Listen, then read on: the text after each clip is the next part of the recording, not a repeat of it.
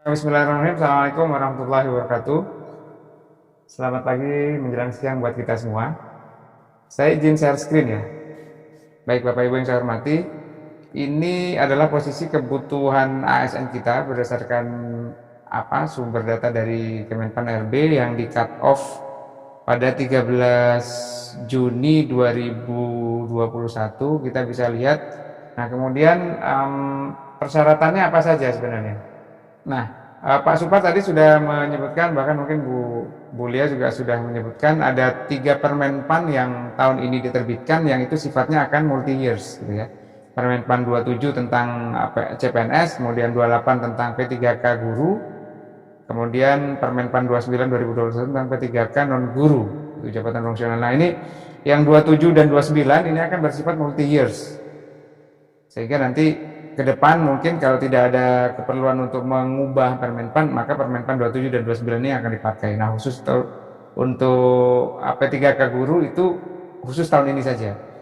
Nah, selanjutnya akan banyak Kepmenpan atau keputusan Menpan RB yang berkaitan dengan Permenpan 27 dan 29 untuk tahun-tahun berikutnya. Baik, saya lanjutkan. Nah, persyaratan umum tadi sudah disampaikan oleh Pak Supar, saya tidak akan mengulang-ulang lagi. Intinya dari usia 20 tahun sampai dengan setahun sebelum pensiun normal ya, batas usia pensiun. Jadi misalnya kalau guru 60 tahun ya 20 sampai 59 dan sebagainya. Baik, ini saya kira persyaratan umumnya sudah ada di Undang-Undang 5 2014 tentang ASN, PP 49 2018 tentang manajemen P3K dan sebagainya. Nah, saya sekarang akan bicara soal alurnya. Pada prinsipnya alur seleksi P3K non guru itu akan sama dengan alur seleksi untuk CPNS atau ASN pada umumnya. Jadi yang pertama, ketika akan membuat akun, sebagai informasi mungkin akhir Juni akan diumumkan oleh Kepala BKN kapan akan dibuka gitu ya. Pembuatan akun berupa validasi data kependudukan dengan NIK. Ya, oleh karena itu bagi mereka yang akan melamar di P3 ASN tahun ini, sekarang ini saatnya untuk mengecek validitas data kependudukan kita, apakah sudah sama persis NIK dan nama lengkap dan sebagainya dan data-data lain. Kemudian validasi usia di host to host server Dukcapil, yaitu antara 20 sampai 59 atau 1 tahun sebelum batas usia pensiun pada jabatan itu. Kemudian membuat password dan pengaman. Kemudian yang kedua adalah proses pendaftaran, melengkapi data, mengunggah dokumen, memilih formasi dan mengecek secara mandiri data dan dokumen itu. Secara umum dapat saya sampaikan dokumen yang dibutuhkan biasanya adalah di scan saja ya, KTP, KK, kemudian ijazah terakhir, transkrip nilai pada ijazah yang terakhir itu, kemudian sertifikasi kalau ada, pas foto dengan latar belakang yang nanti akan disesuaikan dengan kementerian, lembaga atau daerah yang dilamar. Pada umumnya latar belakangnya merah gitu ya. Dan pas foto itu harus memang nampak. Ada syarat-syarat yang nanti disampaikan di SSC ASN, karena basis dari foto itu kemudian yang nanti akan menjadi referensi bagi pengecekan dengan face recognition pada saat hari H itu mengikuti SKD atau seleksi kompetensi. Kemudian setelah diverifikasi, kalau yang lolos langsung kemudian diumumkan, nanti timingnya ada. Bagi yang tidak lolos bisa melakukan sanggah gitu ya, beri kesempatan sanggah 3 hari, kemudian jawab sanggahnya oleh instansi selama 7 hari. Kemudian bagi yang lolos seleksi administrasi akan ikut ujian seleksi, namanya seleksi kompetensi yang tadi sudah disebutkan oleh Bu Lia, kompetensi teknis, kompetensi manajerial, dan kompetensi sosiokultural, serta nanti wawancara. Kemudian diolah nilainya di kami dengan sistem. Kemudian untuk beberapa formasi yang masih kosong dilakukan optimalisasi ya. Jadi ada yang kosong misalnya bisa diambilkan dari unit kerja yang sejenis dengan latar belakang pendidikan yang sama misalnya dan sebagainya, seperti ada di Permenpan 29. Kemudian setelah itu kami umumkan di SSC ASN dan juga website atau medsos dari kementerian, lembaga atau daerah yang kita lamar. Nah, kemudian ada masa sanggah lagi. Gitu. Jadi 2 kali sanggah ya, sanggah ketika seleksi administrasi selesai, kemudian sanggah ketika pasca pengolahan nilai, seleksi kompetensi, dengan 3 hari untuk menyanggah, kemudian dijawab oleh 7 hari, dan kemudian setelah itu ada juga pengumuman pasca sanggah yang kedua. Nah setelah itu kami olah lagi nilainya bekerja sama dengan teman-teman admin instansi, lalu berikutnya pada akan ada pengumuman kelulusan akhir yang diumumkan oleh instansi, kemudian instansi juga otomatis mengusulkan penetapan nomor induk P3K kepada kami, sehingga kami keluar pertek kepala BKN, pertimbangan teknis untuk penetapan nomor induk P3K, dan kemudian selanjutnya di SK-kan dan kontrak dan sebagainya seperti yang tadi Pak Parlan sampaikan. Nah untuk seleksi administrasi intinya adalah mencocokkan persyaratan administrasi dengan kualifikasi dengan dokumen pelamaran.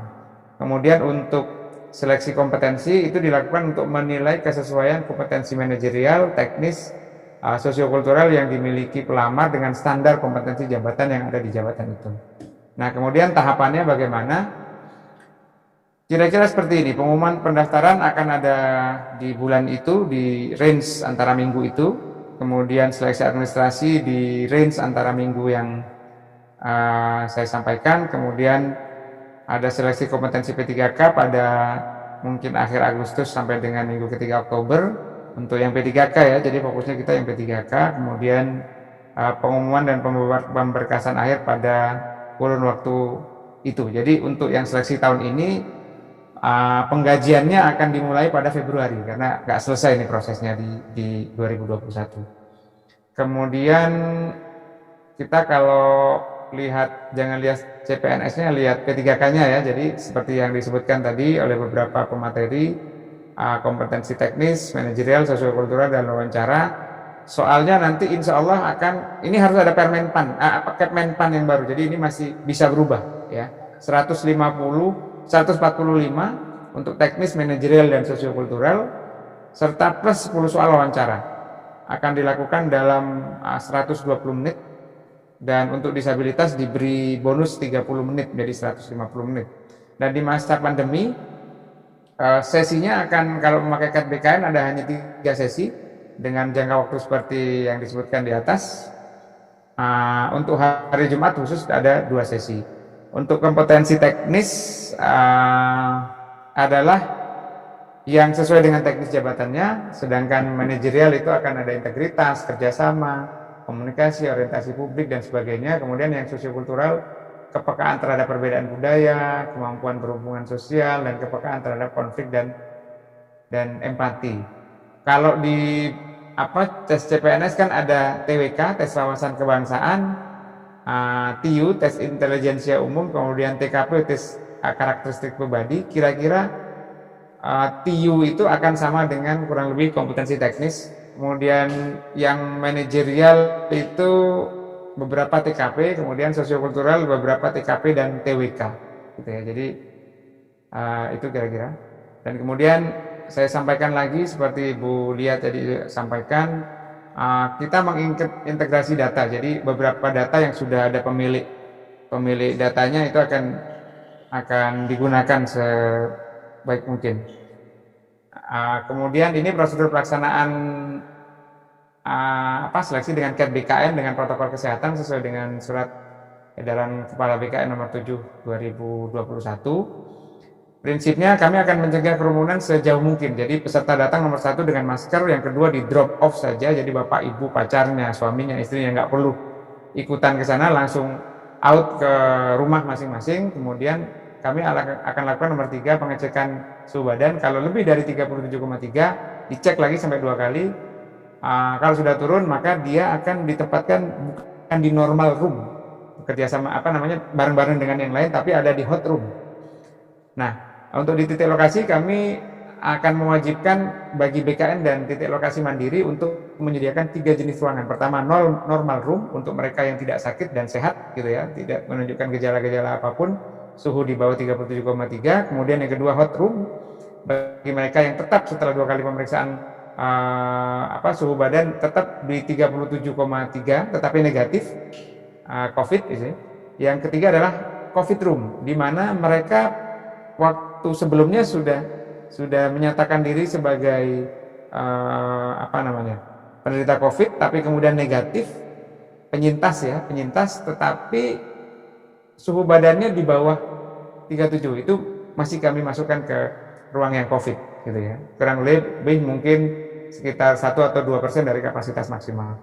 Kemudian nomor 4, pemeriksaan dokumen, pemberian PIN registrasi. Ketika pemeriksaan dokumen, kami menggunakan fitur face recognition supaya tidak banyak menyentuh, banyak buka masker dan sebagainya. Dan kemudian setelah menunggu di ruang steril, mengerjakan ujian, dan kemudian selesai. Peserta sesi 1 tidak akan bertemu dengan sesi yang kedua dan sebagainya, karena kami menerapkan one way mechanism untuk di titik lokasi. Dan hasilnya pun akan secara real time kami pancarkan di live streaming YouTube, sehingga tidak perlu ada kerumunan keluarga yang melihat di sana. Kemudian ini fitur-fitur baru, yang sebelah kiri adalah live scoring YouTube, kemudian fitur presensi sebelah kanan dengan aplikasi juga. Kemudian yang terakhir, tahun ini kami sudah mulai mencoba untuk face recognition ya. Nah, sebagaimana sudah ada di tahun-tahun sebelumnya dan disampaikan oleh Permenpan, setiap kementerian, lembaga, daerah atau instansi itu wajib membuka helpdesk. Nah, BKN di dalam sistem SSC ASN itu juga sudah ada. Jadi daripada menyampaikan keluh kesah di medsos, kemudian lapor kemana-mana, ke ombudsman dan sebagainya, masih ada fitur helpdesk yang bisa dipakai oleh peserta jika akan bertanya atau mengalami kendala. Dan aduan tersebut akan dijawab oleh tim helpdesk BKN jika itu tentang sistem, dan juga tim helpdesk instansi jika materinya tentang instansi. Kemudian kontak penting instansi dan lain-lain akan ada di ssndata.bkn.go.id/info. Saya kira itu sementara Mbak Ayu yang saya sampaikan. Terima kasih. Mohon maaf kalau ada kekurangan. Assalamualaikum warahmatullahi wabarakatuh.